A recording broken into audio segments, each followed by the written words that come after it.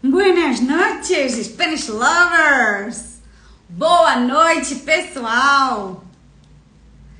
Sejam todos bem-vindos à live de hoje. Hoje falaremos sobre a Lei de Memória Democrática da Espanha. Falaremos hoje sobre o processo de obtenção da nacionalidade espanhola por meio desta lei. Para vamos contar hoje com a presença do meu ilustre aluno, o Dr. Carlos Gonzalez. Gente, vou convidar ele aqui e ele já vai contar para vocês como é o trabalho dele. Antes eu vou fazer uma introdução aqui, comentando um pouquinho sobre o contexto histórico dessa lei. Hoje a live é de muito conteúdo, é de muita qualidade. Fica por aí, vem comigo. Vou mandar o convite aqui agora para o Dr. Carlos. Vamos lá. Ah, e um detalhe importante, hein? Quem ficar aqui hoje até o final vai ter o cupom de desconto para o curso completo. Espanhol com Carol, hein? Hoje o cupom é de 10% de desconto.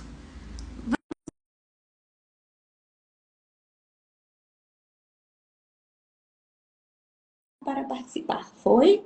Acho que sim. Oi, gente! Aí está ele. Boa noite, Dr. Carlos. Buenas noches. Tudo bem, Carol? Oi. Bem, também. Deixa eu ajeitar aqui a câmera. Todo mundo ouvindo bem, não é, pessoal? A mim, ouvindo e vendo a mim, ao Dr. Carlos. Acho que assim fica melhor para mim. Boa pessoal, noite, Carol. Então, só um segundinho, Claro, Carlos, deixa eu ver. Tá todo mundo vendo e ouvindo bem, pessoal? Por favor, confirmem. Sim, muito obrigada, Jussara. A Jussara já confirmou aqui pra gente, Carlos. Felipe, muito obrigada, Felipe. Oi, pessoal. Oi, pessoal. Bem-vindo, Carlos. Muito obrigada pelo convite. É muito importante. É muito importante que o pessoal saiba sobre essa lei e os benefícios dela. Legal, pessoal, pode continuar, Carol, por favor. Me desculpa, Carlos, é a primeira vez que eu faço uma live com outra pessoa. Eu não sei se tem delay, não quero te interromper. Não, pode saludar aí, cumprimentar as pessoas. Bom, boa noite a todos. Primeiramente, obrigado, Carol, pelo convite, né? É uma oportunidade muito boa aí para a gente falar, né, sobre um pouco de tudo, sobre a imigração espanhola no Brasil, né, sobre a Lei da Memória Democrática, que já está em vigor há 2 anos, né, que possibilita aos descendentes de espanhóis serem espanhóis sem precisarem sair do Brasil, né? Então é isso. Estou aí à disposição. Vamos começar aí a falar um pouco do tema, trazer um pouco do conhecimento aí, né? Vamos lá, pessoal. Então, deixa eu me apresentar para quem ainda não conhece. Provavelmente há pessoas por aqui que tenham chegado no meu perfil recentemente. Eu sou Carol Reis, eu sou professora de espanhol como língua estrangeira, especialista nesse assunto, sou formada pela UFMG, tenho formação também em mestrado e doutorado pela Universidade de Salamanca, na Espanha.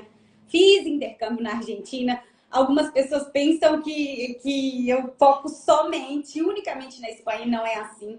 O meu objetivo é ensinar um espanhol que funcione em todos os países que falam espanhol.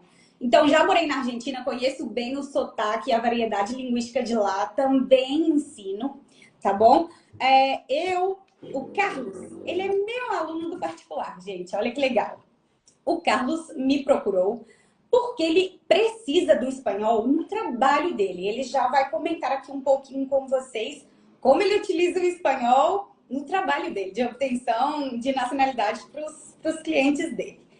E aí, pessoal, o Carlos não é o único aluno nessa situação, não.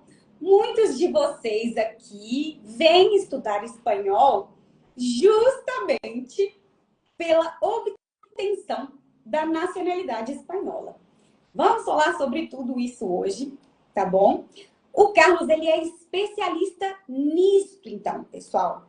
Ele é especialista. Ele é a pessoa que você precisa contratar se você quer garantir a sua obtenção de nacionalidade espanhola. Ele trabalha com isso desde o começo da lei. Ele está fazendo aulas de espanhol, pessoal, ele já vai comentar, porque ele precisa falar espanhol. É necessário que você fale espanhol em determinados momentos para você conseguir toda a documentação necessária para solicitar a nacionalidade. Carlos, me esqueci de alguma coisa? Você está em São Paulo. Sim. Não é isso, Carlos? Não, Carol, não esqueceu de nada. Aliás, já falou tudo, né? Já falei tudo. Brincadeira. Bom, ele está em São Paulo, mas você atende o Brasil todo, sim, não é, Carlos? O Brasil todo, inclusive, hoje mesmo estava conversando com um cliente da Argentina, né? Bom, fazer uma breve introdução, quem sou eu, né? Meu nome é Carlos Gonzalez, né? Sou advogado há 20 anos, sou formado aqui em São Paulo, sou mestre em Direito pela Pontifícia Universidade Católica de São Paulo, a PUC, né? E venho trabalhando já há algum tempo com nacionalidade espanhola, né? E o motivo que me levou a conhecer a Carol já falou, né? Eu necessito falar espanhol para poder usar isso como uma ferramenta de trabalho, né? Eu vou falar isso ao longo da live aí, de maneira bem especificada, né? Falar espanhol faz a diferença, né? Se você quer trabalhar com nacionalidade, você quer trabalhar com nacionalidade espanhola, falar espanhol faz a diferença. Se você quer trabalhar com nacionalidade italiana, alemã, falar o idioma da respectiva nação faz toda a diferença. E eu vejo isso no meu dia a dia, né? Durante as aulas eu comento com a Carol, hoje eu falei em tal cidade, hoje eu falei em tal pueblo, e isso ajuda muito, né? Falar o idioma do país onde você deseja estar, falar. E o Carlos, eu vou pedir depois para você contar aquela história que você me contou, hein, durante a aula. Gente, ele é sagaz. Ele consegue. Eu gosto do Carlos, ele é dos meus. Ele traz resultados. Inclusive, o Carlos, ele é de casa, ele também ajuda outros alunos meus a conseguirem a sua nacionalidade espanhola. Porque às vezes acontece de um aluno comentar comigo e eu falo, tem um aluno que é advogado que trabalha com isso. E é só alegria, né, Carlos? É só alegria, porque ele fala espanhol, gente. Ele fala espanhol. Ele resolve. O Carlos é desse. A gente procura fazer o melhor possível, né? E graças a Deus o índice de acerto é grande, né? Como a Carol falou, tem já alguns alunos dela que são meus clientes e o processo deles está fluindo, né? E eu queria só começar aqui a falar um pouco, né, da imigração espanhola para o Brasil, né? Falar da questão histórica, né? Assim como os italianos, portugueses, japoneses, os espanhóis embarcaram aqui no final do século XIX, começo do século XX, né? Para quê? Para substituir a mão de obra escrava. Com o fim da escravidão, havia uma necessidade, uma demanda muito grande por trabalhadores. E na Espanha, parece surreal o que eu vou falar, havia uma crise muito grande, né? Principalmente na região da Andaluzia, vamos dizer assim, era uma região muito pobre, muito carente de recursos, de trabalho, né? Então, era uma via de mão dupla. O Brasil necessitava de mão de obra e os espanhóis, principalmente do sul, né, da região da Andaluzia, necessitavam de uma vida melhor, de uma outra oportunidade, né? Então, deixa eu fazer. Claro. É só um parênteses, pessoal. Foi o casamento perfeito. O Brasil necessitava mão de obra e os espanhóis estavam vivendo uma época, um período político e econômico muito complicado dentro do próprio país deles. Falando um pouco aqui de história mundial, em 29 houve a quebra da Bolsa. Isso afetou a economia mundial. Então, a Espanha tinha só 20 milhões de habitantes e a desigualdade social era gigante. A maioria dessas pessoas vivia em los pueblos, nas pequenas cidades, tá, gente? Pueblos é o campo, é a cidade do interior. E como o Carlos está comentando aqui, as pessoas queriam buscar uma vida melhor. E não é só por causa da questão econômica, não. Em 1936, como o Carlos indicou aí, o princípio do século XX, a Espanha viveu uma guerra civil ocasionada por um golpe de Estado. E, posteriormente, veio uma ditadura militar na Espanha. A Espanha sofreu entre 1936 e 1975. Olha quantas décadas de imigração de espanhóis para o Brasil. E é o que o Carlos está falando aí. O Brasil precisava de mão de obra e os espanhóis queriam fugir por questões econômicas, sociais, para fugir das questões políticas. Poxa, pessoal, era uma ditadura. Imagina quantas pessoas tiveram... Foram obrigadas a deixar a Espanha, né? Como? Foram obrigadas a deixar a Espanha, a renunciar à sua nacionalidade. Mas antes disso, os espanhóis já vinham para o Brasil, né? Os primeiros registros que eu localizei da chegada dos espanhóis datam de 1894, 1895. Há registros de espanhóis chegando no Brasil em 1896. Isso tudo está na Hospedaria dos Imigrantes. Para quem gosta de história, né? Para quem é historiador, tem um site chamado do Museu do Imigrante. É uma Disneylândia da genealogia, né? E, por exemplo, a minha família chegou aqui, eu sou descendente de espanhóis também, né? E minha família chegou aqui em 1912, né? Uma parte dela chegou aqui em 1912. Então, já estamos falando aí de cerca de 120 anos, 110 anos, né? É muita coisa. E esses espanhóis vinham para cá para trabalhar, para ter uma vida nova. E, posteriormente, como a Carol falou, no início dos anos, nos meados dos anos 30, estourou a Guerra Civil Espanhola, né? Quando o Francisco Barramon de Franco, se eu esquecer o nome dele, ele assumiu o poder e deu início a uma guerra civil lá. E muitos espanhóis foram obrigados a deixar a Espanha, né? Por razões políticas, religiosas, ideológicas, e foram exilados, viveram exilados, né? E o que aconteceu? Em 2022, né, em 2007 já houve uma lei, né, similar, mas em 2022 foi promulgada a Lei da Memória Democrática, né, 21 de outubro de 2022. E essa lei trata de várias coisas referentes, né, à ditadura franquista. Ela visa aí resgatar, né, corrigir erros do passado, erros da ditadura franquista, enfim, tem uma série de itens lá. E um dos principais itens está aí disposto, e se encontra na disposição 8ª, que fala que os descendentes espanhóis, né, exilados no regime franquista, têm direito à nacionalidade espanhola, né? Uma semana após a promulgação da lei, o governo espanhol baixou um regulamento estendendo esse benefício não só para os descendentes dos exilados no regime franquista, mas para todos os descendentes espanhóis. E isso possibilitou o quê? Filhos, netos, alguns bisnetos, e dependendo do caso, até trinetos, possam requerer, sem sair do seu país de origem, a nacionalidade espanhola. Então, nós estamos aí há 2 anos já com essa lei em vigor. Ela vai até outubro do ano que vem, né? Ela foi prorrogada por mais um ano. Corram, hein, pessoal? Corram. O ano passa muito rápido, né? Corram. E aí, hoje, as pessoas têm essa possibilidade de requerer a nacionalidade espanhola, que antes dessa lei, eu arrisco a dizer que era uma das nacionalidades mais restritas, né?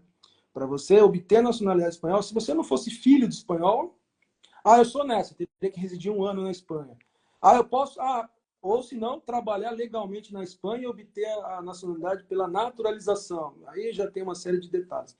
Então, assim, eu costumo dizer para os meus seguidores, para os meus clientes, é uma oportunidade ímpar, né?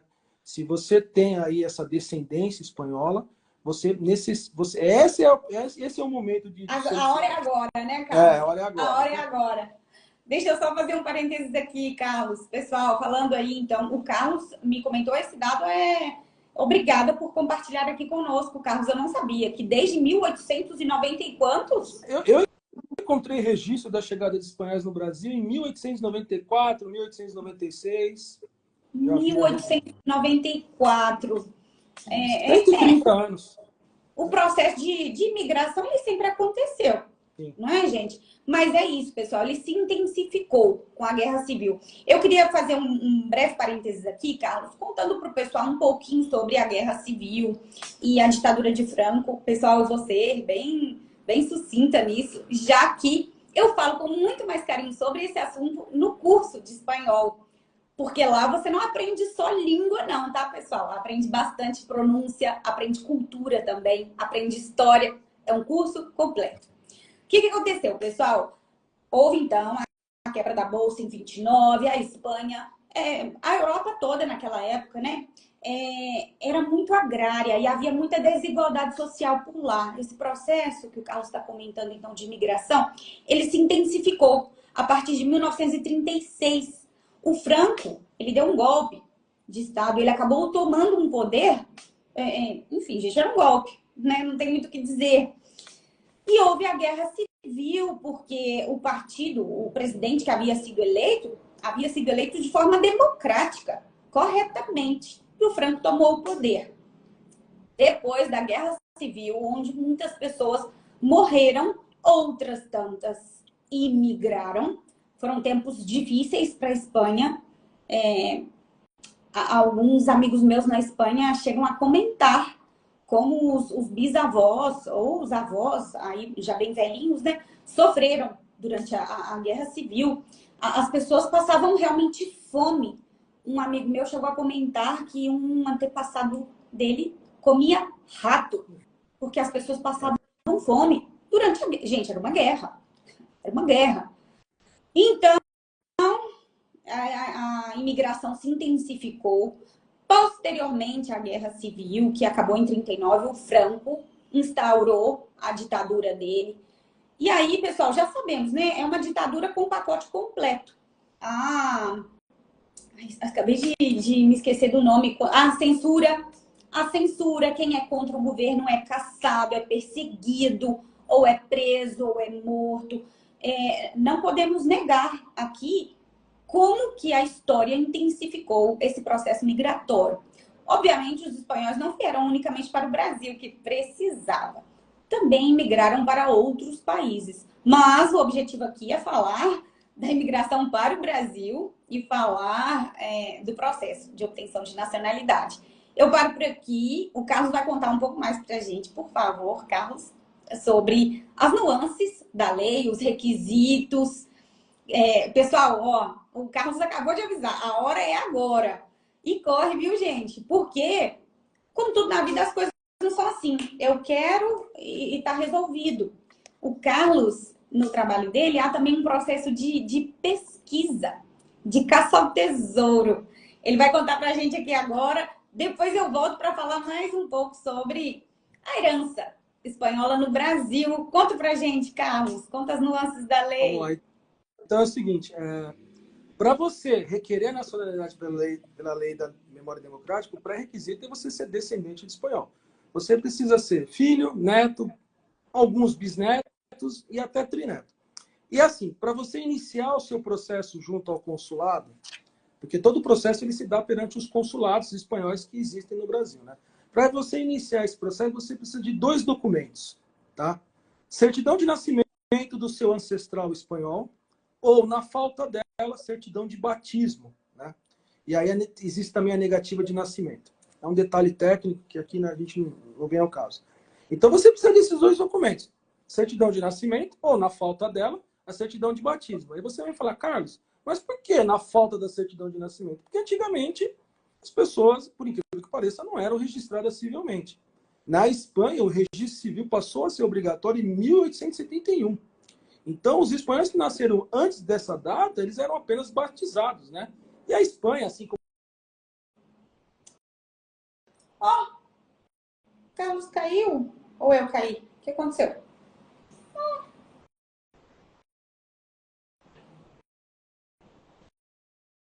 Ai, pessoal, só rapidinho, hein? Acho que o Carlos caiu. Oi, Carol, desculpa, caiu aqui. Tudo bem. Advogado mexendo com informática, dá nisso. A Espanha, assim como o Brasil, é um país, pelo menos naquela época, muito católico. Então, as pessoas priorizavam o batismo. Nas minhas pesquisas aqui de certidões, nas buscas pelos documentos, eu encontro crianças que eram batizadas no dia do nascimento. Era muito comum isso, ou senão 2, 3 dias depois, né? A minha bisavó, ela foi batizada 1 semana depois do nascimento, que já era um absurdo, né, naquela época. Então você precisa desses 2 documentos. Se você não tiver um desses documentos, não é possível iniciar o seu processo, tá? Infelizmente. Então, assim, na posse desse documento, né, do seu ancestral espanhol, você vai iniciar o procedimento junto ao consulado. E aí, todo esse trâmite aí é feito somente no consulado. Não aconselho as pessoas a irem fazer isso na Espanha, porque na Espanha há juízes que entendem que você tem que fazer a prova do exílio. Lembra que eu falei lá no começo que a lei, no primeiro momento, ela só abrangia os descendentes dos espanhóis exilados? Pois bem, há juízes na Espanha que entendem dessa forma. Não, você precisa ser descendente de um exilado. Se o seu ancestral espanhol chegou no Brasil, quando eu falo Brasil, no geral, porque, como a Carol falou, a imigração foi para toda a América, né? Se o seu ancestral espanhol chegou no Brasil em 1910, ele não é um exilado do regime franquista, né? Porque o regime franquista que começou na década de 30. Então, assim, o conselho que eu dou para todos aqueles que estão aí na busca da nacionalidade é que façam isso via o seu respectivo consulado. Aí vai depender do local onde você mora, tudo, enfim. Então, a primeira coisa é ter esses documentos em mãos, tá? Então, pois não, Carol, pode. E se a pessoa, Carlos, não tem esse documento, mas ela sabe que tem descendência espanhola? Conta aí que esse é o pulo do gato para o pessoal aqui. Tem que procurar na Espanha. É aí que entra a figura do genealogista, do assessor jurídico, a pessoa que vai te orientar em todo o processo. Eu gosto muito de trabalhar com nacionalidade espanhola, porque eu alinhei duas paixões minhas: o direito e a história. Eu brinco, eu até falei com a Carol, que quando eu encontro uma certidão na Espanha de um cliente, eu me sinto Indiana Jones, né? Quando ele encontra um artefato arqueológico, né?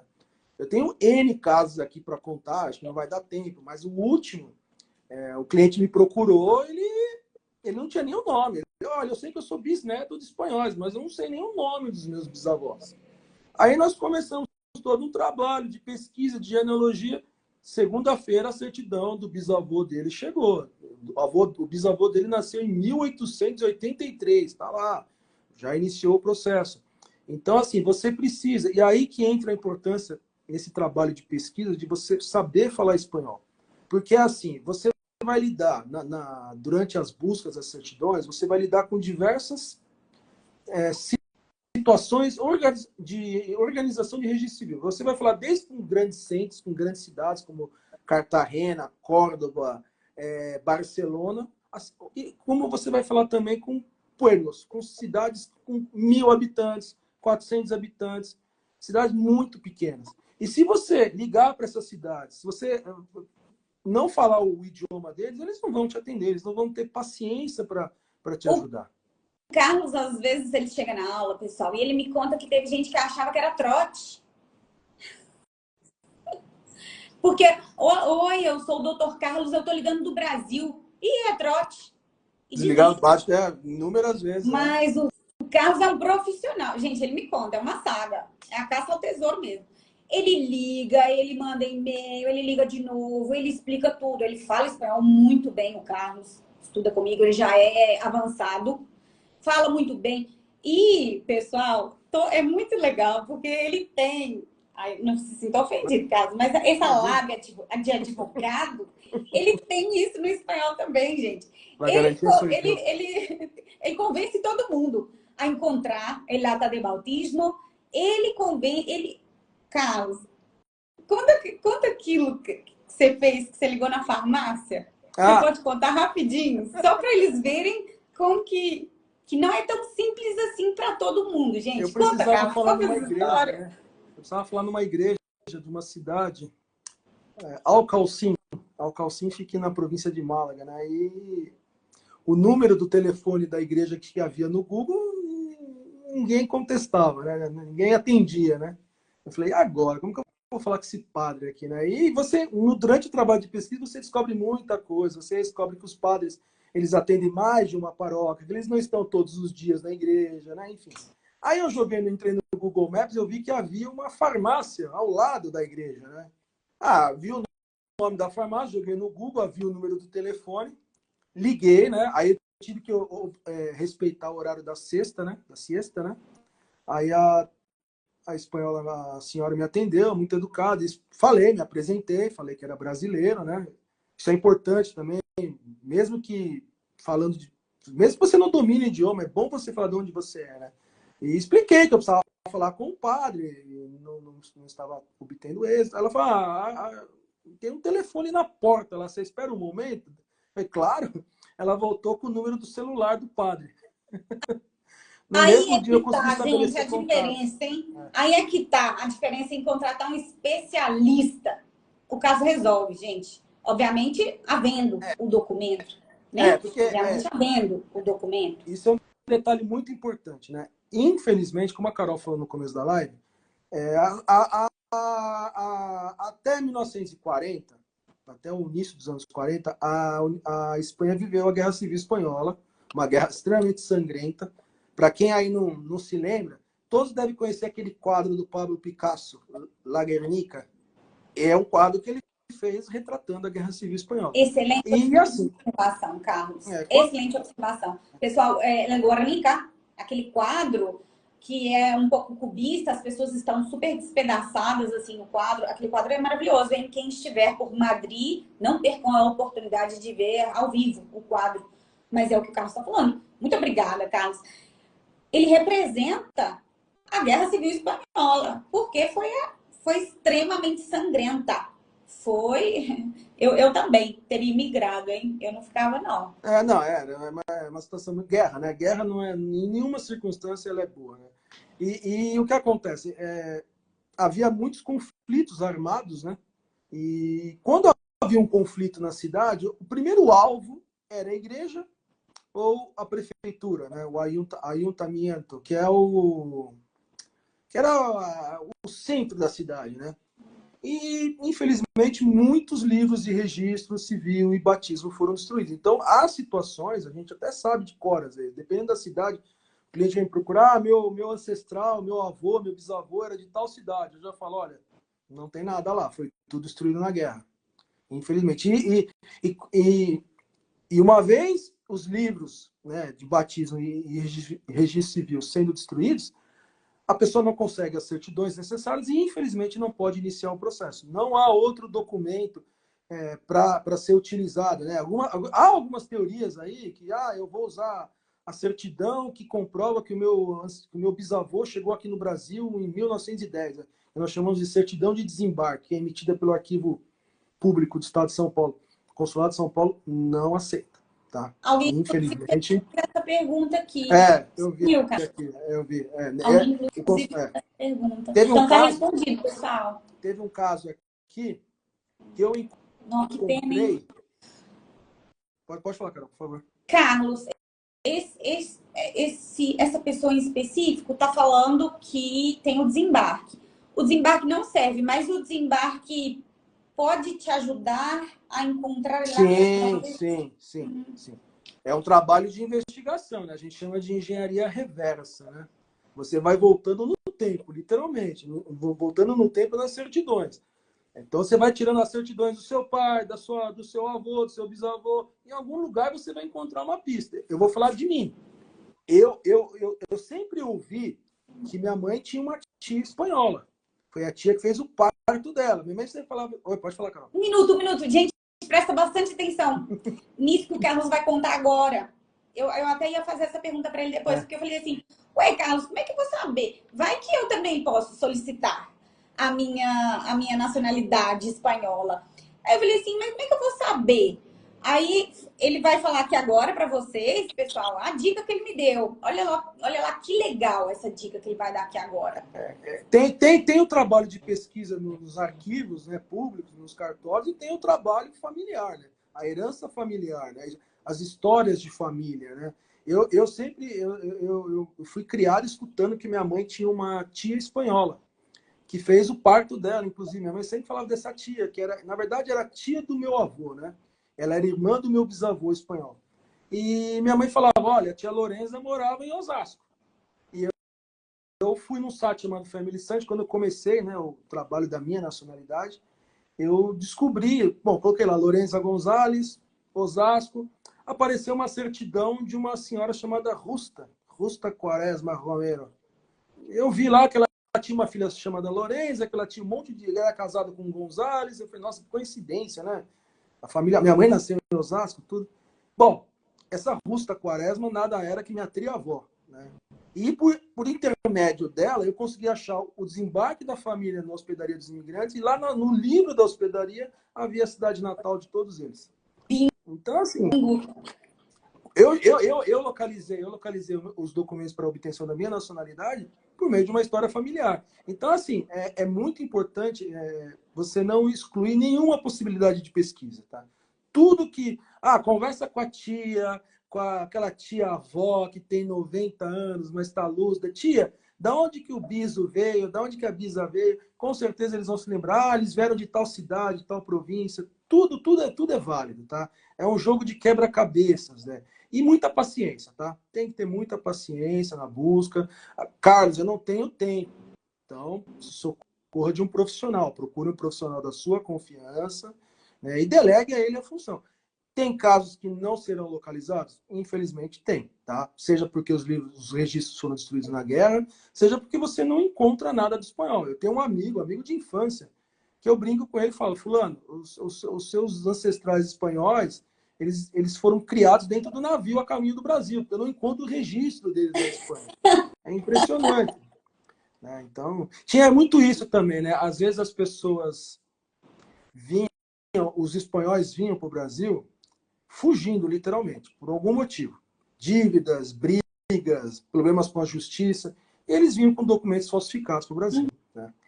Havia também o detalhe no final do século XIX, começo do século XX, a Espanha estava envolvida em muitos conflitos bélicos. Né? As colônias estavam pedindo a independência. Né? Então, os homens em idade militar, para deixar a Espanha, eles tinham que fazer um depósito de calção de 12 mil pesetas. Não sei quanto corresponde isso hoje, mas era com certeza uma quantia considerável. Tá bom? E aí, muitos espanhóis faziam o quê? Principalmente os homens. Falsificavam a idade. Eu tive um caso aqui que o cliente me procurou e falou, olha, eu estou desistindo, eu não encontro mais, o meu bisavô veio para cá, ele era de tal cidade, eu já pedi certidões na cidade, já me deram certidões negativas, porque ele não acha. Eu falei, quando seu bisavô nasceu? Foi 1897. Eu falei, tá bom. Comecei a pesquisa, eu descobri que o avô dele nasceu em 1892. Quando ele saiu da Espanha, ele tinha 17 anos, idade militar. Ele falou que tinha 12. Por isso que não encontrava. Então, assim, tem essas nuances, né? Tem isso só o dia a dia traz pra gente, né? Não tem como escapar, né? Bacana, Carlos. Bacana. Essa lei, pessoal, nossa, é muito interessante. Engraçado, você está trazendo coisas curiosas, está trazendo coisas aqui que nem sempre você me comentou em aula. Eu estou me apaixonando cada vez mais pela lei. A lei, ela tenta mitigar, corrigir os erros da guerra, né? Pessoal, tem tanta história envolvida nisso, tantas famílias foram separadas por causa dessas guerras, por causa da ditadura. O trabalho do Carlos é muito mais do que procurar um documento. Resgatar a história da família, né? É resgatar a história da família. Um aluno até me mandou mensagem esses dias comentando que ele está super feliz porque ele encontrou um primo distante dele. Por meio do Carlos, ele encontrou, né, a origem da família dele. E tem um primo lá na Espanha e vai visitar, gente, vai se reconectar, né, com a ancestralidade dele, com a história da família dele. Nossa, eu fiquei assim, super feliz com a história que eu mesmo, né, depois que comecei a trabalhar com isso, eu encontrei uma prima de terceiro grau, que ela é neta da madrinha da minha mãe.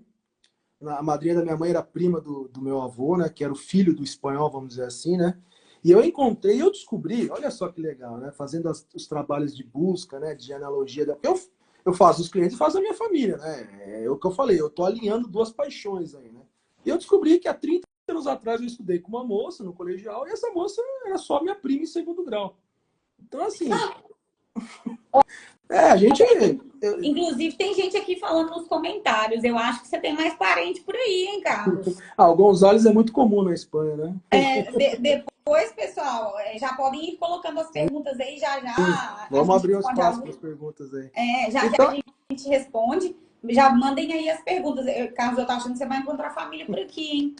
Gente... Então, assim, Em síntese é isso, em resumo é isso. Para você iniciar o processo de obtenção da nacionalidade pela lei da memória democrática, você necessita desses dois documentos, né? Ou a certidão de nascimento ou a certidão de batismo. E aí tem os detalhes, né? Tudo vai depender. Eu sou neto de uma espanhola, posso pedir? Pode. Sou neto de um espanhol, posso pedir? Posso. Carlos, eu sou bisneto de um espanhol, de um homem, posso pedir? Pode. Eu sou bisneto de uma espanhola, posso pedir? Depende. Aí porque a lei da memória democrática é uma lei que tem uma contradição. Ela veio para corrigir os erros do passado, mas, ao mesmo tempo, ela limita. Se você é bisneto de uma espanhola, se o neto, que é o seu pai e sua mãe, já é falecido, você pode encontrar algum problema para a obtenção da nacionalidade.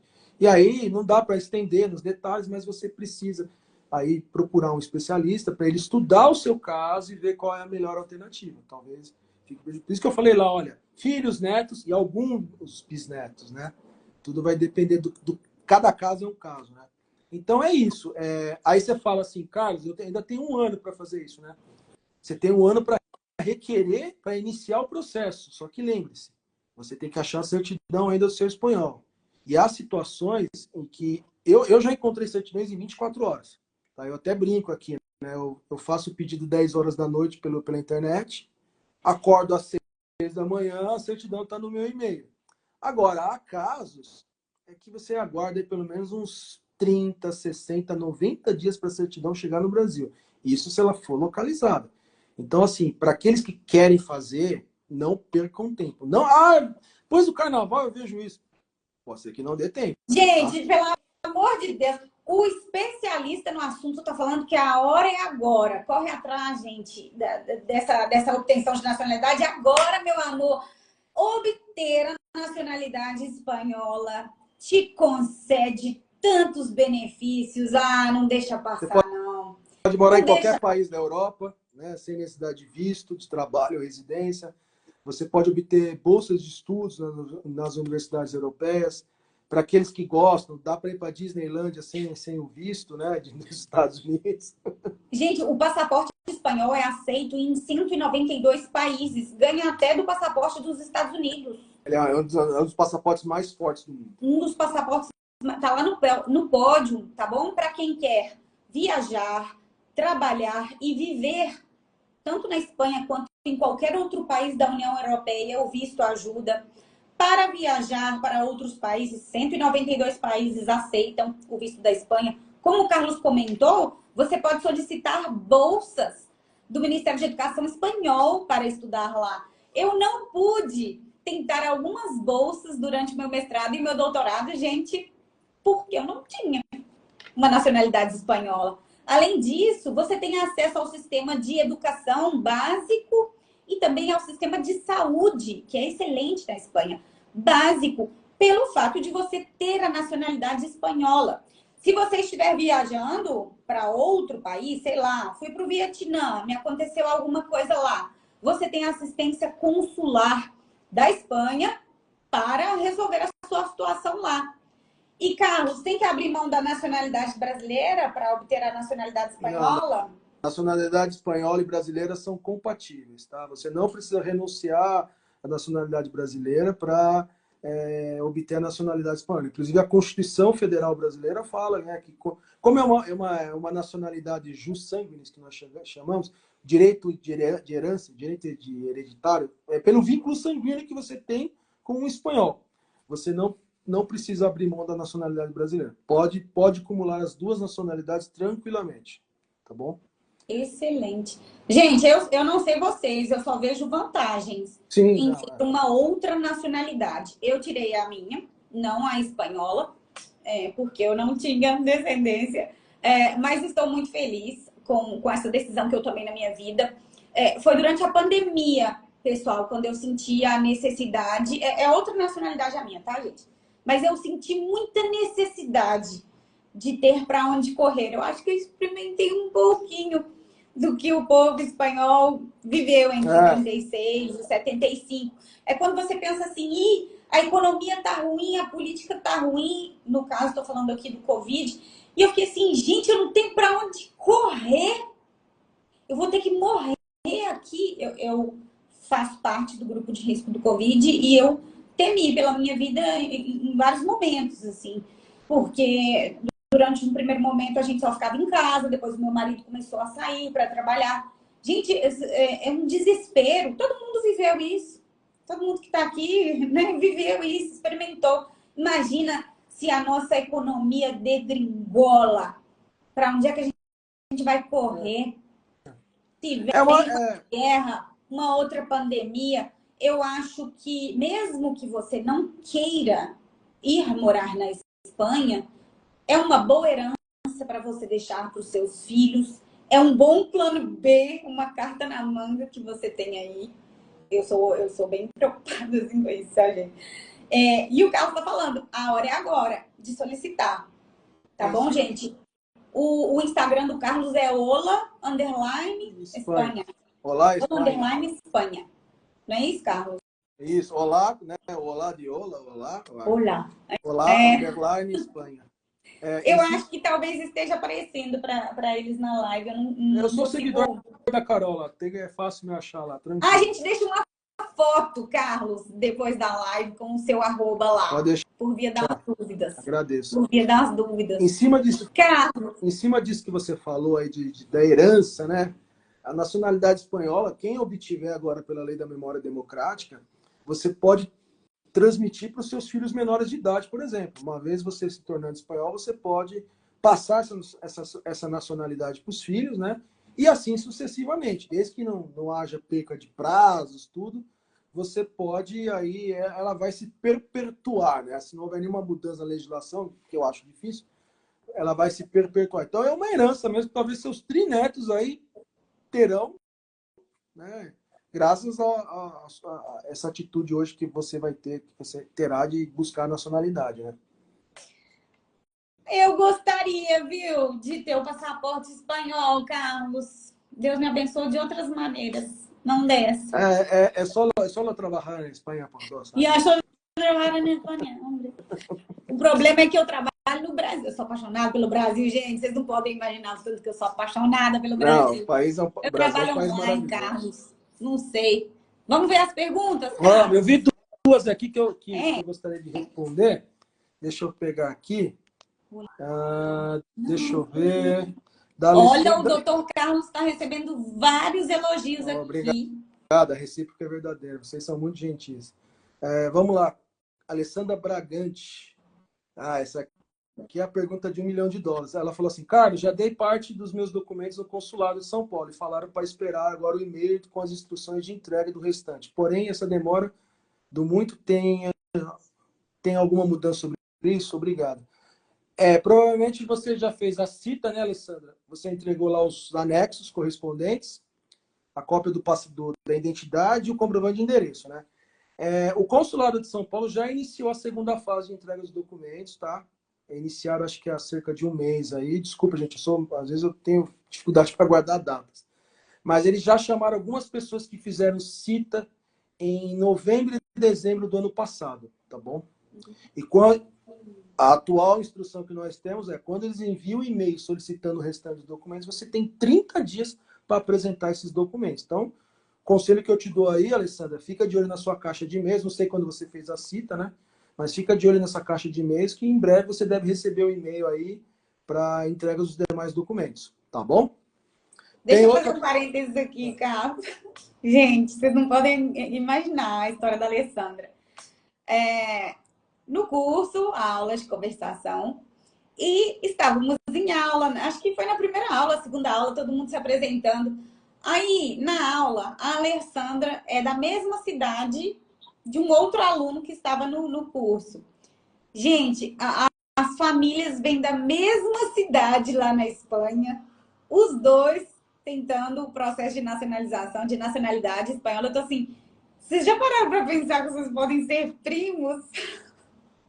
Muita gente por aqui procura esse documento, pessoal. Certifique-se por aí, hein? Certifique-se por aí. Eu não achei nenhuma pessoa que esteja fazendo o processo de nacionalidade que seja meu parente. Eu encontrei parentes por busca, através de buscas. Mas eu encontrei uma pessoa que está fazendo nacionalidade e a família dela veio junto com a minha família no mesmo navio, no Brasil. Eles vieram juntos no mesmo navio. Você vê, são as coincidências da vida, né? É. Olha, tem uma outra pergunta aqui, Carlos. Ah, você respondeu, né? Pode usar o desembarque? Não, não pode. Ainda O Consulado de São Paulo não aceita. Consulado de São Paulo, em geral, qualquer consulado do Brasil não aceita. Tem uma aqui que eu achei interessante, é do Felipe LFS. Mas aí, doutor, um parênteses aqui, para quem fez essa pergunta do desembarque. Entre em contato com o doutor, que ele pode fazer essa investigação reversa? O senhor A busca pelo documento do espanhol, pela certidão de nascimento ou batismo do espanhol. A gente faz esse trabalho aqui no Então, o escritório. documento não serve, mas a partir deste documento você pode conseguir Pode os documentos chegar, pode necessários chegar o documento necessário, para sim, sem problemas. a investigação. Tem aqui uma pergunta do Felipe LFS. Retificação do nome da avó do espanhol nascido no Brasil. Como o consulado vê essa retificação? Essa é uma questão muito interessante. Acho que é Felipe o nome dele, né? Seguinte, os consulados espanhóis, cada consulado espanhol do Brasil, ele tem a sua liberdade de decidir sobre o processo, tá? Essa questão de análise de nomes é muito subjetiva. Cada consulado analisa de uma maneira. A gente sabe, por exemplo, que Porto Alegre é um consulado mais exigente. Rio de Janeiro também. Até onde nós sabemos, aqui em São Paulo, o consulado ele tem flexibilizado essa questão dos nomes. Por quê? No Brasil, nós temos a questão do aportuguesamento / brasileiramento, né?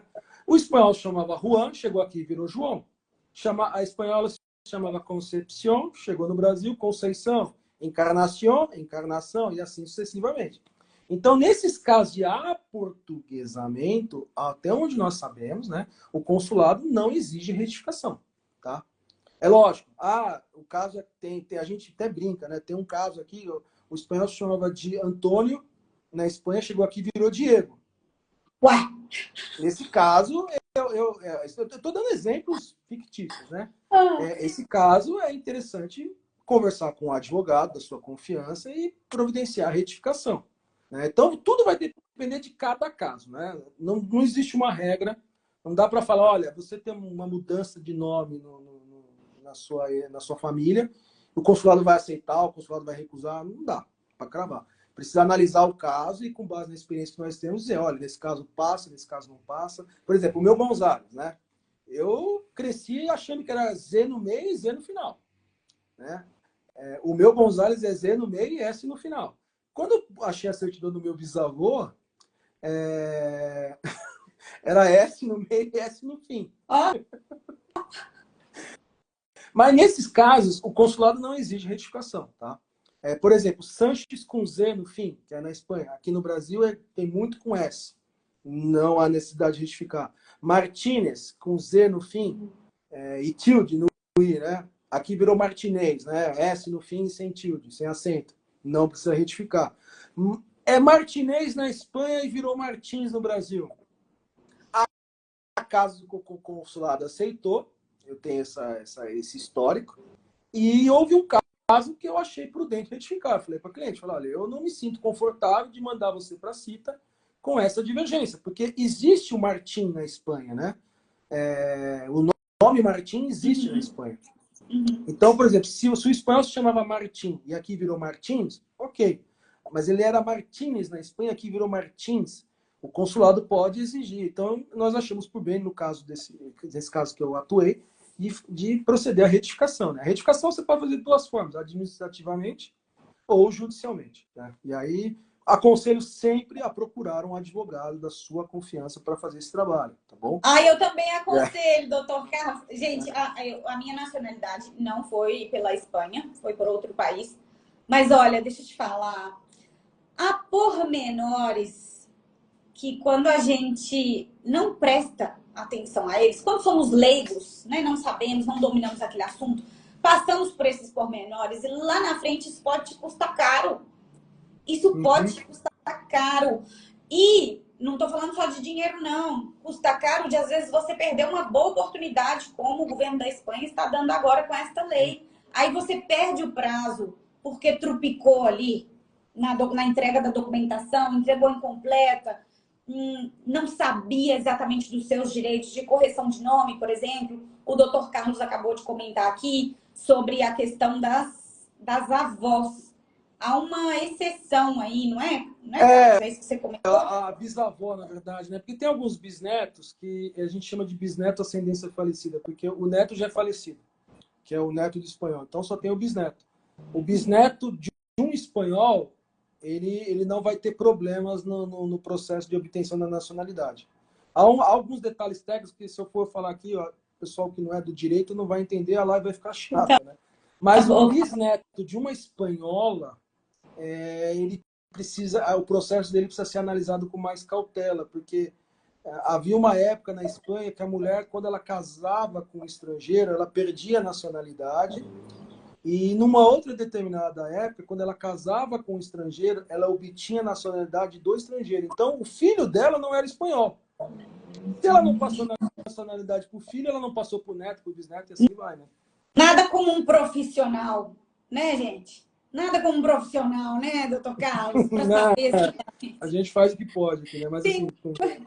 Tem mais perguntas aqui. Tem uma pessoa falando que uma cidade foi atingida pela guerra e perderam toda a documentação. Olha isso, economiza tempo. Infelizmente tem isso. A pergunta da Alessandra. Tem mais perguntas aí? Ó, quando um ofício se nega a emitir o documento espanhol civil, mesmo tendo as comprovações necessárias, existe uma maneira legal de obrigar essa emissão? Quando o ofício manda se nega a mensagem emitir para o o documento doutor espanhol Carlos. civil, mesmo tendo... Olha, alguns registros na Espanha, eles exigem, e vai depender de cidade para cidade, né? A gente brinca, cada registro sua lei, né? Eles exigem que você comprove que você é descendente do espanhol, e se você não for descendente, por exemplo, quando eu peço, eles exigem que você tenha uma autorização do descendente. Então, dependendo da cidade aqui, eu já pego lá as comprovações que a pessoa é descendente do espanhol e pego já uma autorização em espanhol, né, tudo, para que não haja problema por fornecimento desse documento. Eu nunca tive nenhuma negativa de fornecimento da certidão, tá? Os casos que eu não obtive é porque realmente ou não foi encontrado, não está aqui, porque, como eu falei, lembra? Tem pessoas que não foram registradas, né? Ou porque foi destruído na guerra. Tá. Tem uma outra pergunta muito aqui, acho que Tem é a Pilar Larro. várias perguntas. Eu acho, doutor Carlos, é porque já vai chegando uma hora de live. Tudo bem. Olha lá, consultem sempre um advogado. Mas é verdade. Como saber qual anexo me enquadro? Pessoal, manda mensagem para o doutor Carlos lá no Underline Espanha. A gente vai deixar. Vamos fazer um print, doutor Carlos? Por favor. Live. Sorria. Eu vou colocar esse print lá nos stories, pessoal, para vocês. Isso. Carol, você me ouvindo? Travou aí. Travou, voltou? Voltou? É porque eu fiz o print, talvez tenha sido isso. Ele é especialista nesse assunto. Gente, o doutor Carlos está comigo há alguns meses e hoje eu fiquei sabendo de um tanto de história da qual eu desconhecia, né? Tem muitos. Dá para escrever um livro. E eu acredito que a lei possua muitas cláusulas, não é, doutor? De tudo que nós conversamos durante a aula aqui na live, eu estou vendo que há nuances importantes. Sim. Aqui. Tudo como eu falei, nós ficaríamos até os domingos falando sobre a lei, porque há muitas particularidades, muitos detalhes, né? Hoje mesmo eu estava conversando com um grupo de amigos sobre um caso. E aí, tem a Pilar Larrona aí, um abraço para ela, a Juliana Esteves também, minha família. Houve um caso, e aí ficou discussão. E aí, qual anexo vai utilizar, né? Depende. Tem que analisar o caso, sentar, ver qual é a origem do ancestral espanhol, como que a pessoa obteve a nacionalidade. Tudo vai depender de caso a caso, né? Não dá para... Tem que sentar, analisar, para poder dar a melhor resposta possível. Manda mensagem para o doutor Carlos. Fila... É um Instagram, não consigo ler, assim... Bem complicado. Pilar Larrona. Larrona, não sei, não consigo ler esse nome. Manda mensagem para o doutor Carlos. Para quem quer Ah, uma coisa importante, pessoal. Não é imprescindível que você tire o DEL, Diploma de Espanhol como língua estrangeira, para solicitar a sua nacionalidade por descendência. Entretanto, muitos alunos querem mais do que o sobrenome e o passaporte. Eles querem resgatar a história da família deles. Eles querem perpetuar o sangue, o nome, a história e a cultura. Por isso, tantos alunos estudam espanhol por aqui. Cupom hoje, hein, de 10% off. Cupom Memória 10. Esse é o cupom para comprar até hoje, meia-noite. O curso completo de espanhol com 10% de desconto. É muito interessante, doutor Carlos. Muitas alunas minhas, além de estarem no processo de obtenção de nacionalidade, além de estarem estudando espanhol, sabe o que muitas fazem também? Bailam flamenco. Castanholas? Sim, bailam flamenco. Por que isso, pessoal? Essa lei, ela vem para, mais do que para garantir um documento, ela vem realmente para dar prosseguimento na história, na cultura, no sangue, na língua espanhola. É muito... E os alunos falam, eu não quero só o passaporte espanhol, eu Quero sou resgatar a história da minha família, né? De que me adianta o passaporte se eu não falo o idioma? É muito bonito ver como há um pedacinho da Espanha aqui no Brasil, sabe, doutor? Sim, Não tem. unicamente com você, mas com os outros alunos, a gente vê como que o coração e o sangue espanhol está batendo em terras Quente, o sangue brasileiras. quente, né? Ô, Carol, deixa eu só falar. Aqui em São Paulo há um fluxo muito grande de imigrantes espanhóis, né? Se você pegar de cada 10 pessoas, pelo menos 4 têm descendência espanhola, que é quase a metade da população. É muita gente. Sério? Muita Eu gente. não sabia. Há cerca de um ano, o consulado espanhol ele recebe todos os dias cerca de 100, 150 pessoas iniciando o processo de nacionalidade. É muita gente, tá? E eu queria aproveitar também a oportunidade, se você me permitir, aqueles que tiverem interesse, me procurarem, basta falar que são alunos da Carol, que terão também um desconto aí de 10% nos honorários, tá bom? Oh, que maravilha! Que surpresa boa! Tá bom? Só falar, sou aluno da Carol, sou aluno da Carol, de prof. Carol. Aluno da Carol. Já vês. Excelente, muito obrigada. Deixa a live salva, por favor. Ficará salva, pessoal, a live. Carlos, você me autorizando, eu também coloco nas outras Tá redes. autorizado, sim, tá autorizado. Esse assunto é tão gostoso, doutor Carlos. Uma É hora de live aí história, voou, né? Parece que só falamos 10 minutos. é história, cultura, é sangue, é descendência, são benefícios. O doutor Carlos comentou aqui conosco alguns casos inusitados até. Muito obrigada, doutor, por ter aceito o convite de estar aqui. Eu realmente queria trazer isso para os alunos, doutor, porque muitos já chegam com isso, né? Ah, eu já sou descendente, eu preciso aprender espanhol, eu quero aprender espanhol, eu preciso de um advogado. Alguns alunos têm mais consciência, outros nem tanto. Então, pessoal, aproveitem o final de semana que está chegando para ter um bate-papo em família. Checa! Vai que! Vai que, né? Vai que há um Sanchez aí, um Gonçalves, um Navarro. E nem escondido sempre, aí, né? doutor Carlos, e pode acontecer de eu ser descendente de espanhol e não ter nenhum sobrenome espanhol? É perfeitamente possível e isso daí não impede o seu direito de obter a nacionalidade espanhola. Eu tenho casos aqui no escritório que o cliente falou, doutor, mas eu não tenho nenhum nome espanhol. Não tem problema.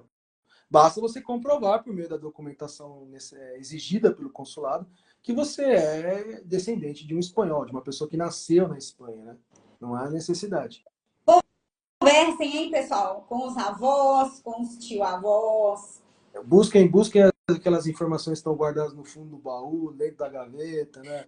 Aquelas fotografias antigas, sempre tem algo lá, né? Puxem o fio, que o doutor Carlos termina de puxar. Deixa o fio que a gente puxa. Então tá bom. Doutor, Carol, agradeço aí a oportunidade, viu?